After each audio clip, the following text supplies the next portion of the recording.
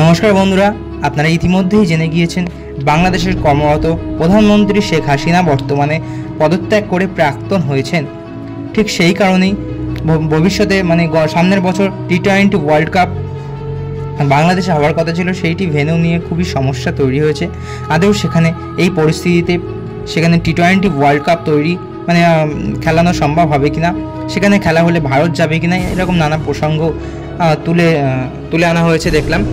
তো যাই হোক, এর মাঝেই বাংলাদেশের প্রাক্তন ক্যাপ্টেন সাকিবুল হাসান, যিনি হাসিনার সরকারের এমপি ছিলেন, এমপি অর্থাৎ মিনিস্টার অফ পার্লামেন্ট, যিনি সাংসদ নামে পরিচিত, তিনি একটি ম্যাচে বাউন্ডারিতে ফিল্ডিং করছিলেন, বাউন্ডারির ধারে।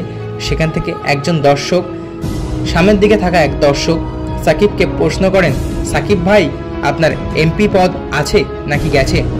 সেই প্রশ্নের জবাবে সাকিব বলেন যে না, আমার পদ খারিজ হয়ে গেছে। তো সেখান থেকে আবার দর্শক তাকে বলে ওঠেন যে আহারে সাকিব ভাই, আপনি কি ছিলেন, কি হয়ে গেলেন? তো বাংলাদেশে কিছু মিডিয়া বলতে চাইছে যে বাংলাদেশে সেখানে নিজের পায়ে নাকি নিজেই কুড়ুল মেরেছেন সাকিবুল হাসান।